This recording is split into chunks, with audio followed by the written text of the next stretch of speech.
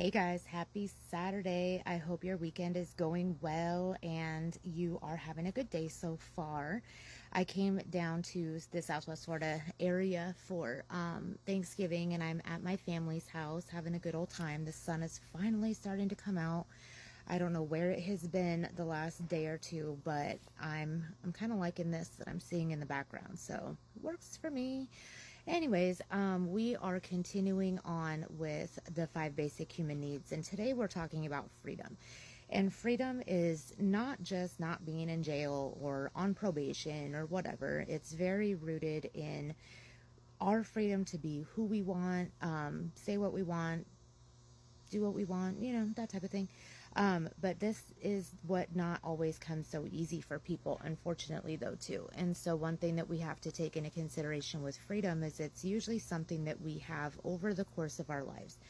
So if you take us as being kids, go back to when you were a kid, your parents may have given you the freedom to dress up however you wanted to dress up. And that was like, I remember coming walking out of my room with like Teenage Mutant Ninja Turtles on, pajamas with a tutu and boots, like it was my mom's way of giving me the freedom to figure out who I am and what my style is.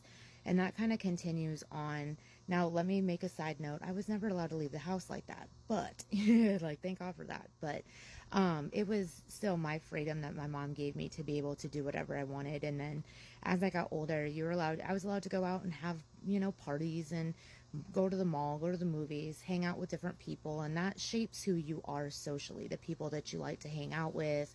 You're kind of learning some of your values and your morals and your ethics and stuff like that by the people that you hang out with. And we get hurt along the way. It's our freedom to get hurt by people, but it's also our freedom to be able to start mending and molding together the people that we want to hang out with, the views and things and worldview that we have in life. And that just kind of continues. But not everybody was blessed in that way. And so sometimes when we come from a household where we're younger, that you either had to take care of your younger brothers and sisters all the time, that is what we called a parentified child, and it's a child who's parent. And so they found their freedom didn't really exist the same way as maybe some of the kids that they went to school with. They weren't allowed to go do some of those fun things.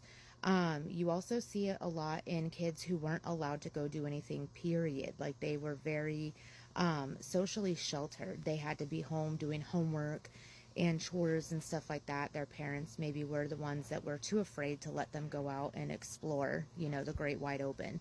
And so as we got older, sometimes those, people who don't have that childhood experience, they end up being ones that go balls to the wall when they get older, because they kind of get that freedom all at one time, usually somewhere around like your college years, where you don't have your parents there 24/7. You don't have anybody to take care of per se. You just go do your own thing, and that kind of leads to drinking, drug use, maybe having sex with random people when we're younger, because like I said, that freedom is coming all in one fell swoop versus, some other people when they're growing up, they're experiencing those things in bits and pieces over their course of the teenage years. And so when we get older, some of us are trying to figure out who we are, but we're older now. And so our power in those instances, the power, need to know that you matter, only really exists as long as you feel that you're taking care of somebody, you're doing for other people. If we don't have that, then I don't really know who I am anymore. I haven't had that time to figure out who am I outside of those things. Same kind of thing for people who were sheltered. They may be very, very book smart, but socially that might be, not to what it might typically be if they had had those experiences younger. So socially, maybe that doesn't really come as naturally. So if that applies to you, figure out who you are. Go do things that you like to do. Don't find yourself rooted down in, I have to constantly find people to take care of. I have to find people to do stuff for. Unfortunately, those people are always in existence, but they tend to be the ones that see that need that you have to fill, and they take advantage of it. They're not the ones that are willing to kind of do things on their own.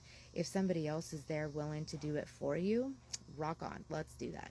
And the more that that takes away from you, your power, your love and belonging, your freedom, then you find that maybe there's got to be a way for you to numb it out. I'm not happy, but I'm comfortable. I'm not happy, but I'm doing what kind of comes naturally to me.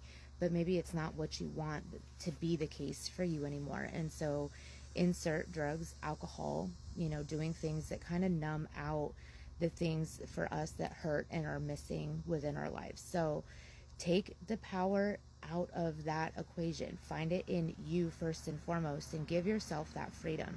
Take trips, try different things, do things that might, be things that you're like, man, one day I would like to try this. What's wrong with today? Or what's wrong with planning on getting to that point that you do the things that you want to do? This is your time to really balance you out and do the things that you've always wanted to do.